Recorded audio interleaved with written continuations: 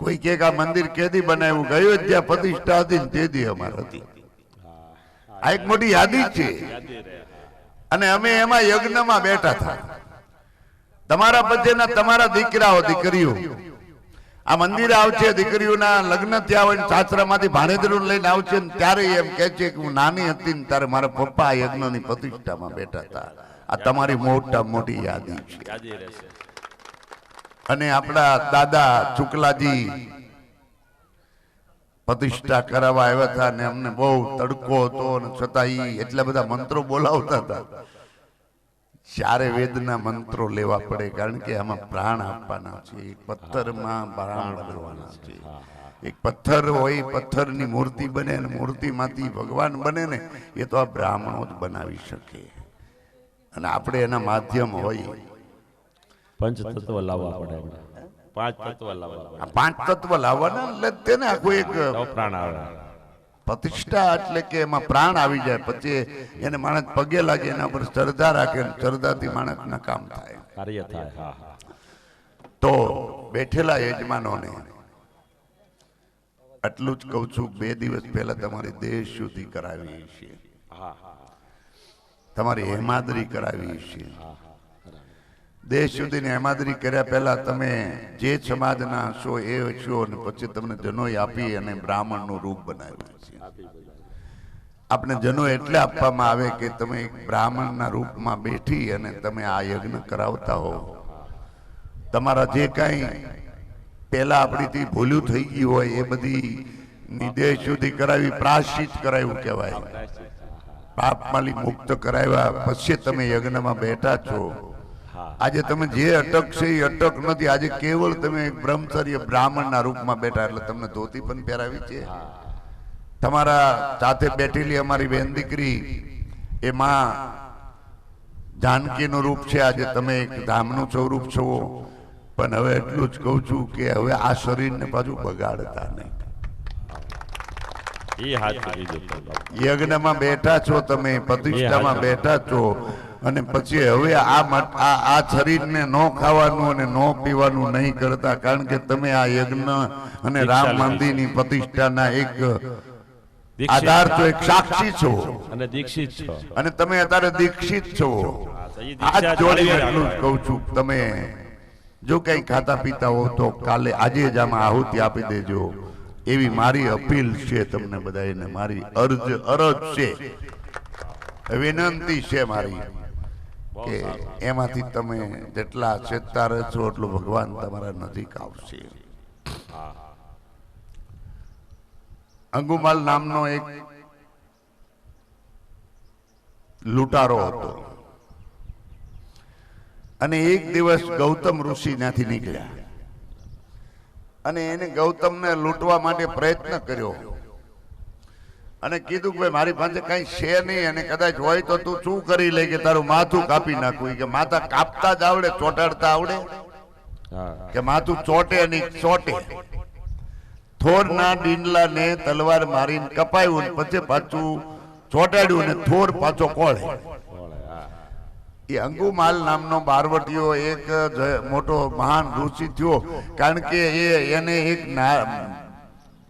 ગૌતમ ઋષિ મળ્યા હતા. એમ તમને આજે આપણા શુક્લાજી મળ્યા છે અને ચારે વેદના મંત્રોનું પંઠન કરાવે. હું તો એમ કહું કે આયોજકોમાં કોઈ આવું કરતા હોય ને તો બંધ કરી દે. બધાને માટે છે. આ કઈ બેઠા એને જ લાગુ પડે એવું નથી, પણ જે આમાં સામેલ થયા બધા ઉભા સાંભળો છે બધાને, આખા ગામને કહેવાય. અને મારું તો મોહાળ છે. અરે વાહ, હું તો ગમે ત્યારે આજ કહું છું, મોહાળમાં ભાણેજ આવ્યો હોય તો ભાણેજ કઈક બીજું માગે, પણ હું તો એવું માગું છું તમે વ્યસનથી દૂર રહેજો. કારણ કે આપણે બજરંગદાસ બાપાના સાનિધ્યમાં છે. બજરંગદાસ બાપાનો ઈષ્ટદેવ એટલે રાજા રામ છે, અને રાજા રામ એટલે તમારા ગામમાં આજે સાક્ષાત બિરાજમાન થવાનું છે. આજે ભગવાન રાજા રામ, મા જાનકી, લક્ષ્મણજી, હનુમાનજી સહિત આજે અહીંયા, અને જેને નાત પાતના ભેદ મટાડ્યા હોય, અને એટલો બધો નાત ભેદ હતો. અમુક સમાજને ગામમાં હાલવું હોય તો વાહે થોરનું ડીંડલું બાંધવું પડે, આવી સ્થિતિ હતી. આ સ્થિતિને મટાડી હોય તો રામદેવજી મહારાજે મટાડી છે. અને એ રામદેવજી મહારાજ ડાલીબાઈ પાસે તિલક કરાવી, એક હરિજનની દીકરી પાસે તિલક કરાવીને ગાદીએ બેઠા હોય, લાચા લક્ષ્મી સગુણા 3 બેન છતાં એને દુનિયાને દેખાડ્યું કે કોઈ અશુદ્ધ નથી ને અશુદ્ધ જે છે એ ન ખાવાનું ખાય, એ ગમે એ સમાજનો હોય એ અશુદ્ધ છે. એ અશુદ્ધ છે 100%. ગમે પછી બ્રાહ્મણ હોય, ક્ષત્રિય હોય, વણિક હોય, પણ નો ખાવાનું ખાય એ જ અશુદ્ધ છે. જે માણસ ગમે તે સમાજનો હોય, વાલ્મીક હોય, આદિવાસી હોય કે પછી એક વણકર હોય, પણ નો ખાવાનું નો ખાય ને એ જ શુદ્ધ છે. અને નો ખાવાનું ખાય એ ગમે એ સમાજનો હોય પણ છતાં એ અશુદ્ધ છે. અને એનાથી ભગવાન દૂર રહે છે. એનાથી પરાશક્તિ રાજ રાજેશ્વરી માં અંબા ચામુંડા હોય, ખોડિયાર હોય, રામ હોય, લક્ષ્મણ હોય કે પછી કૃષ્ણ હોય કે રામાપીર હોય, એ આનથી દૂર રહે છે.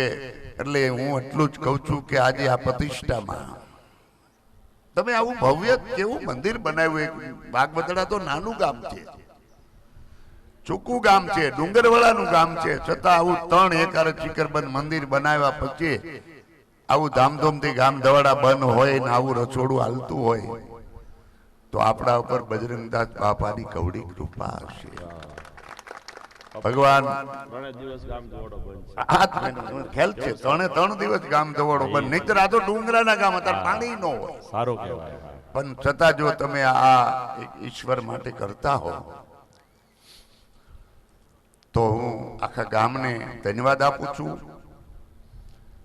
બહેનોને પણ એટલું જ કહું છું કે આપણે કોણ છીએ એટલું ખાલી યાદ રાખજો. આપણે કોણ છીએ, શું છીએ એટલું ખાલી યાદ રાખજો. તમે કોઈ આઘા નથી.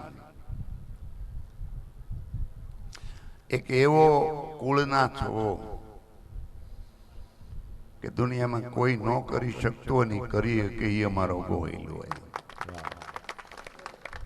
એ પરિવારના છો. ખૂબ ભજન કરજો, એકતા રાખજો, અખંડિતતા રાખજો. યજ્ઞમાં બેઠેલા તમામ બહેનોને એટલું જ કહું છું કે નાના મોટા કઈ કુટુંબમાં દેરાણી જેઠાણી, સાસુ સસરામાં કે બાજુમાં કઈ વિવાદ હોય તો આજે શ્રીફળ હોમી એની પાસે માફી માગીને પગે લાગી લેજો. ઈશ્વર ખુશ થશે, મારો ઠાકર ખુશ થશે. ભાઈઓને પણ એટલું જ કહું છું કે કદાચ મંદિરે ન આવી એકતા હો, નાગા હો તો તમારા મા બાપને પગે લાગી લો એટલે મારો રામ ખુશ થશે, મારો કૃષ્ણ ખુશ થશે. તમારા ગામની એકતાને જાળવી રાખજો.